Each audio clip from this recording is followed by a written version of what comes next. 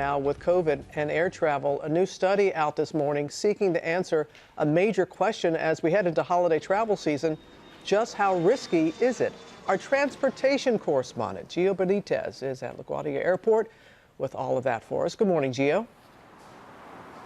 Hey, Robin, good morning to you. Yeah, this is being called a landmark study. We're talking about hundreds of tests in flight and on the ground, and the results may surprise you. This morning, with a mannequin on board, we're getting a look at how particles may move through an airplane. The Department of Defense, working with United Airlines, conducting 300 tests over 6 months. The mannequin reproducing breathing and coughing with and without a mask. When the dummy wore a mask, the results were encouraging, though they haven't been peer-reviewed. The risk of transmission is virtually non-existent? Virtually non-existent. And again, this is a U.S. military study. Here's how the tests worked. The mannequin was equipped with an aerosol generator. Technicians would have it breathe and cough with a mask on and off.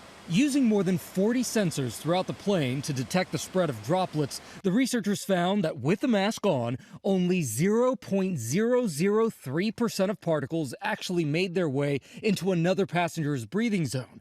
But the team didn't attempt to replicate what might happen when the infected person stands up or moves through the cabin. Now, I'm not standing here telling people that I know exactly what they should do. But what I am telling people is if you are inclined to travel or thinking about air travel, there is a reason today, based on this independent study, that you can feel confident that you can travel safely on an aircraft. The study also reflected similar earlier studies that found a plane's unique airflow helps minimize risk. On a plane, air flows down from above each seat, not front to back. This helps limit person-to-person airflow. A HEPA filter eliminating 99.99% of airborne particles, including viruses, every 2 to 3 minutes. Just last week, the International Air Transport Association released new research saying the risk of contracting the virus on a plane appears to be in the same category as being struck by lightning. Among 1.2 billion travelers, they found just 44 published cases of potential in-flight transmission, mostly in the early days of the pandemic when masks weren't required. This study is confirming that, among all the different places where one can get infected, flights might actually be one of the safest places to be.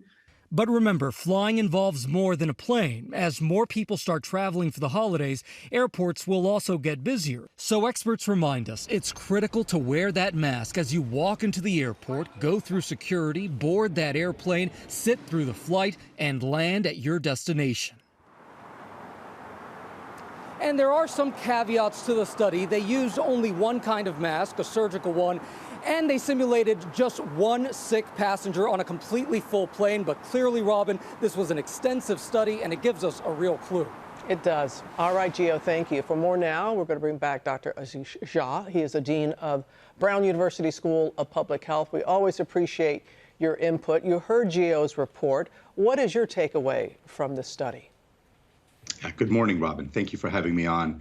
I think it's heartening. I think it's good news. Again, I have felt since the early days of the pandemic that airline flights are not the most dangerous thing, especially if people are wearing masks. The big issue, of course, is it's not just the airplane. It's the jetways. It's all of the other stuff. And if people are careful, I think flying can be pretty safe. As you said, all the other stuff. It's getting to the airport. It's standing in line. It's checking your bags, all those things. How concerned are you about that, and what can we do to protect ourselves?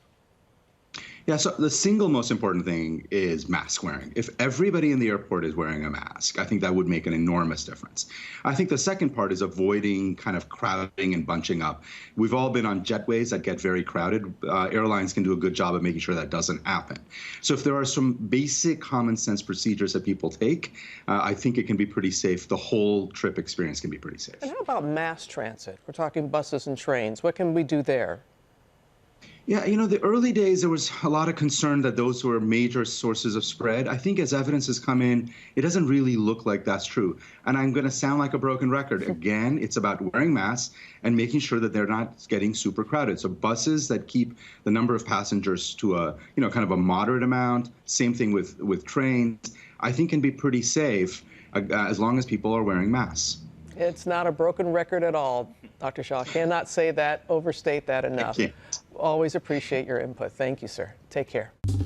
Well, hey there, GMA fans. Robin Roberts here. Thanks for checking out our YouTube channel. Lots of great stuff here. So go on, click the subscribe button right over here to get more of awesome videos and content from GMA every day, anytime.